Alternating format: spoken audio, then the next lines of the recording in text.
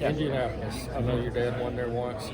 Obvious answer. What would it mean to you to be able to pull that off in a few weeks? Yeah, it'd be huge. Just that's a race that has always meant a lot to me. Since I was a little kid, and it means as much to me as anything on the schedule for that reason. Do you remember the win your dad had there? Or were you Very, very little, but cool to be in the pictures. I wasn't around for many of his wins. So, Thank you. yeah. What is it about Indianapolis that would mean a ton?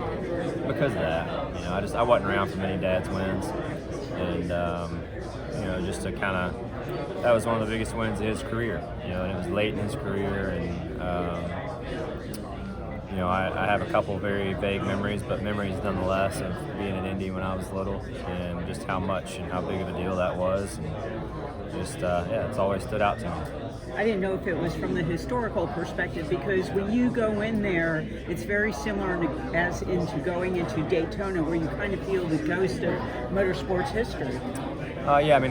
That's not the reason for me personally, but it kind of is, I guess, at the same time, because I think the historical aspect of Indy is what made it special to him, and because it was special to him is why it was special to me.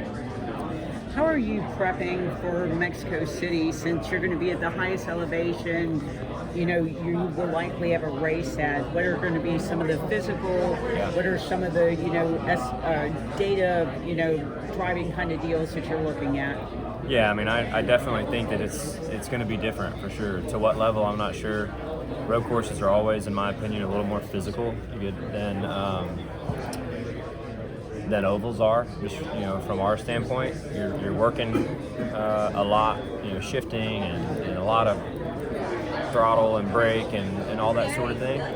So, with that being said, I know for one thing, when you go out west and you go climb a flight of stairs, it's different than climbing a flight of stairs at home, right? And I think everybody can attest to that who's been at higher elevation. So it's been on my radar a little bit, of maybe doing something to get yourself, maybe go in early or something to make sure you're acclimated well, because I could see that being a factor potentially by the end of the race. What kind of prestige comes with winning a race where it's like the debut of a Cup event? Yeah, and you don't know how long it's going to be there too, right? So like when stuff like that comes along, you always want to get it while you can, and just in general, like any of these races, I think are really cool to win. I don't think it matters where.